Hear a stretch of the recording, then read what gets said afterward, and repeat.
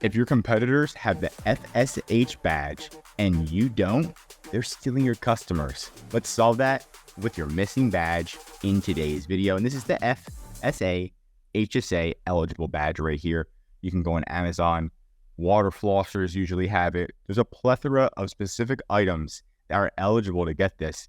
And yes, it does save the taxpayer money, because what you can do is you pretty much have a spend card, you spend a certain amount, and it just deducts from your taxes each year. So you're either going to use it or you're not going to. And most people do use it because they want a deduction, but they're going to be paid for it either way. Here it is, add your FSA HSA card and shop eligible items. So this is pretty much for the buyers, where you can add your card and they're like all excited because they can use their card somewhere. And you can see I look at floss and I'm looking at other competitors to see, okay, which ones are FSA HSA eligible.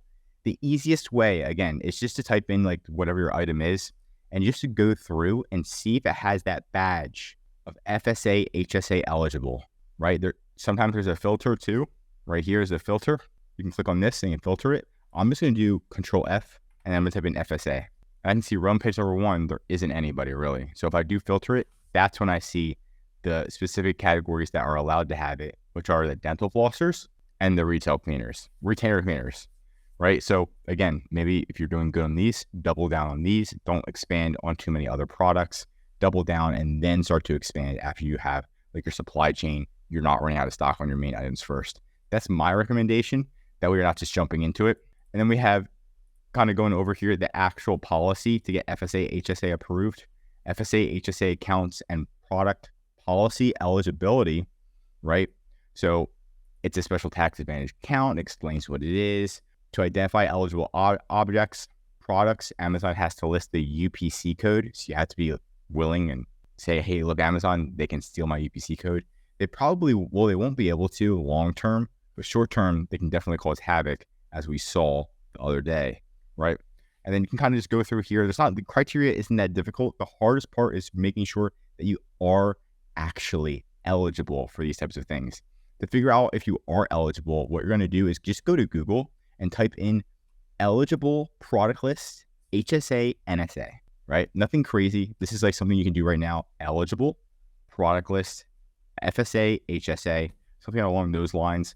And you'll see that there's a company and they're called SIGIS. This is the one that approves FSA, HSA. So you can click on them and they actually tell you the exact list right here. You can download it and it gives you the exact list of items that are already approved. And if your item is close to theirs, they're automatically going to approve you too.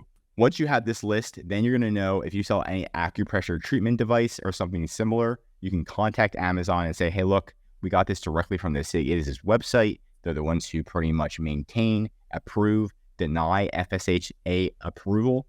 We would like our item to be submitted for FSA HSA approval. And if you need any help getting FSA HSA approved, there's multiple different methods. The easiest one, like I said, was having Amazon do it, but feel free to schedule a call with us. We're Amazon experts and we specialize in everything Amazon. I'm Josh Hackett, CEO, signing out.